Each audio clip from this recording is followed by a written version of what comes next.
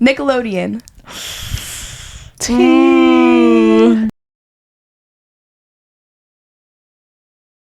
If you know, you know. Have you guys been watching? Quiet on Set.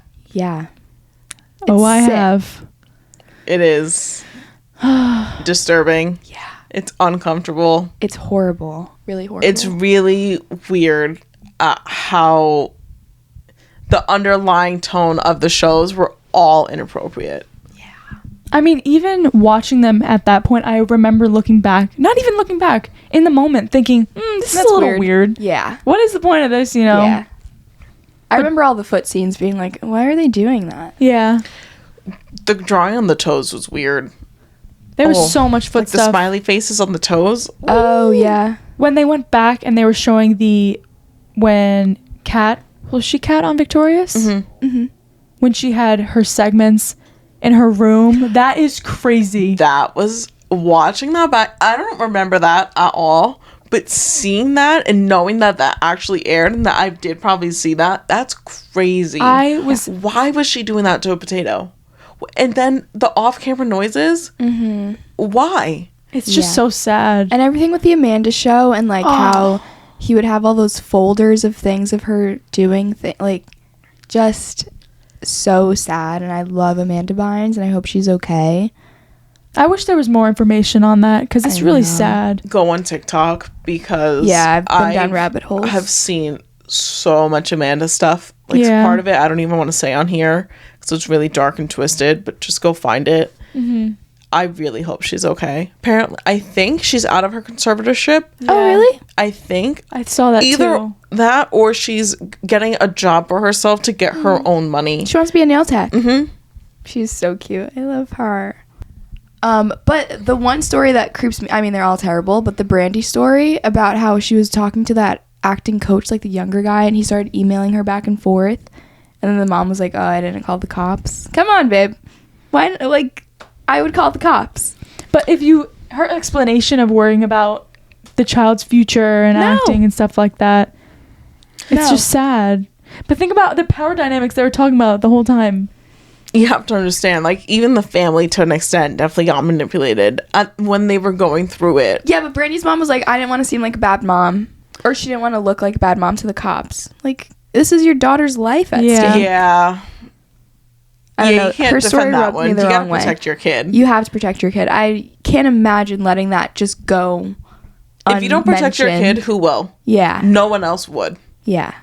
I feel like we have more knowledge of that now, but like thinking back then, it seems like such a great opportunity and all this stuff going on. I feel like all those parents went in not knowing anything. It's just really terrible. That's true. That's the other thing. There was a big emphasis on like this was a lot of the kids' first or second shows. And think about how often Nickelodeon recycled their stars. Mm-hmm. Victoria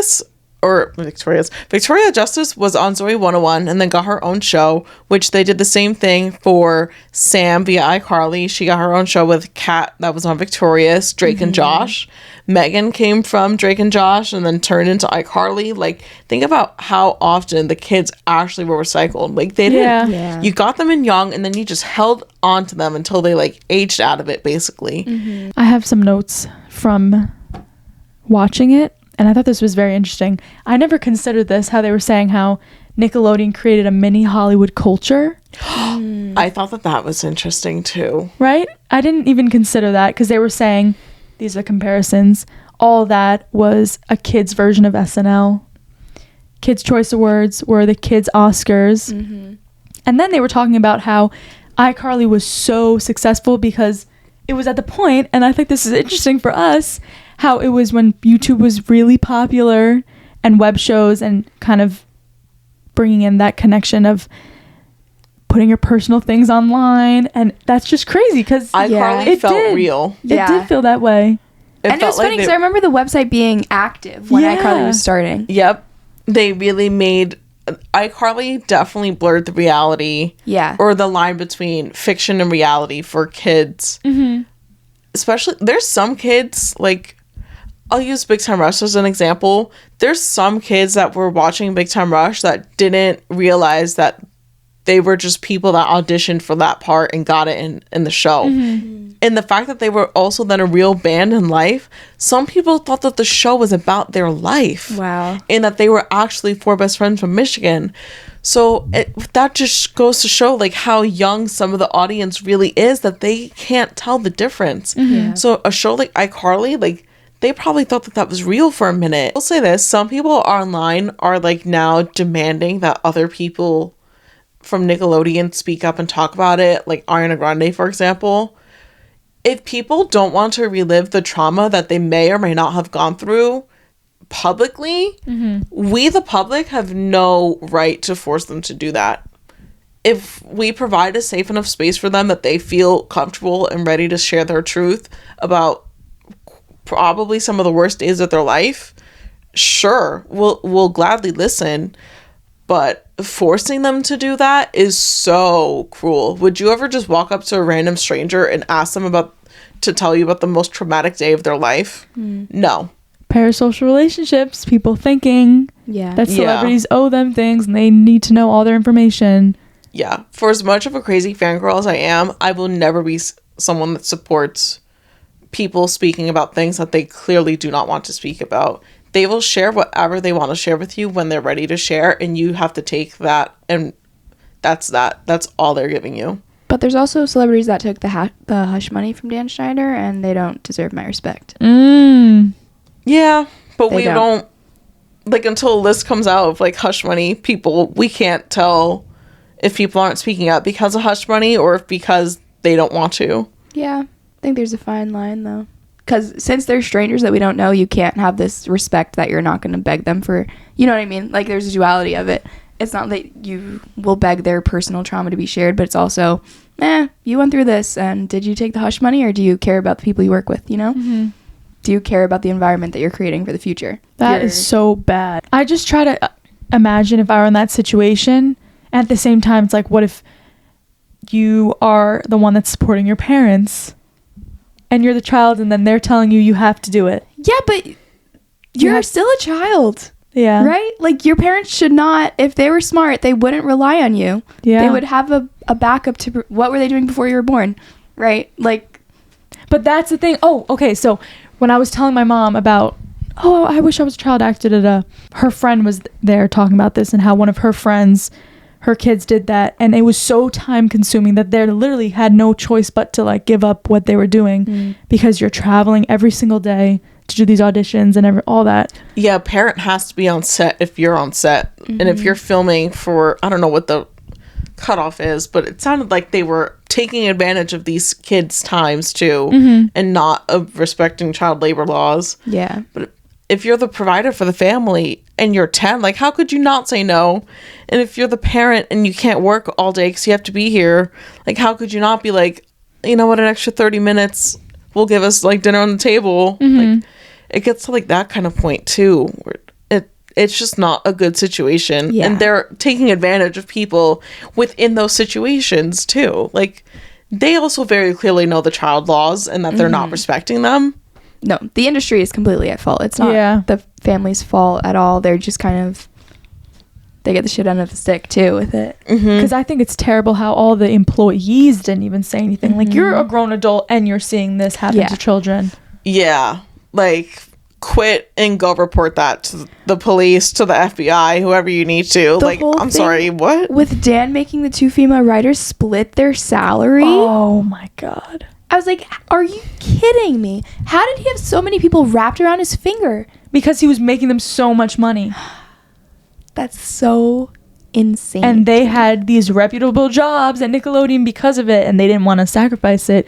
It's terrible. Women, go out and vote, because very clearly we're not treated as equals still in this country. Point proven to stay educated and make your voice heard. Like, equal pay is a serious problem still. Yeah. No, I'm really glad they came out with this. It was very hard to watch, but it started a conversation, and now there's more actors coming out about their experiences too. So, but my question is, how is Dan Schneider not in jail? He literally admitted to it too. That, like, is it not punishable? Tebow from iCarly and him sat down, That did an was interview. weird, by the way. So everyone was like, I didn't how see was it. this interview put up That was the weird. day after Yeah. it got released? Like, Yeah. they knew it was coming. It was sitting in a folder somewhere. Yeah. Allegedly, whoever produced the documentary or the docuseries was also the producer of the interview, which someone's like, yo, follow the money trail, because that's weird.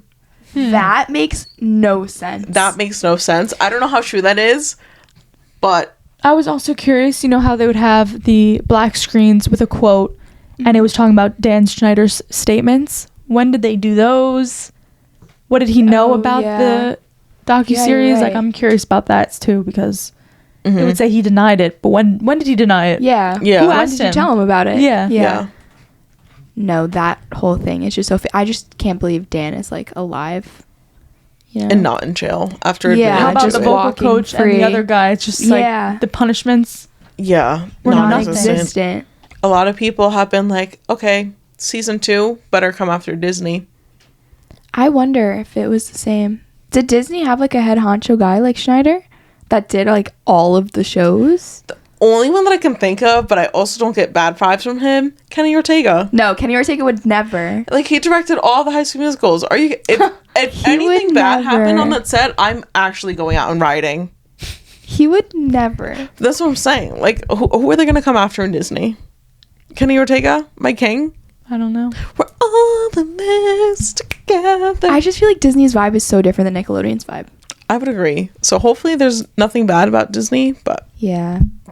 But I mean, being a child star can't be can't all be rainbows. easy. Yeah. Mhm. It's just nice to know there were good people there trying to stop the thing. Like, not everyone was just complicit, but it's horrible that there weren't more people that Yeah. were helping.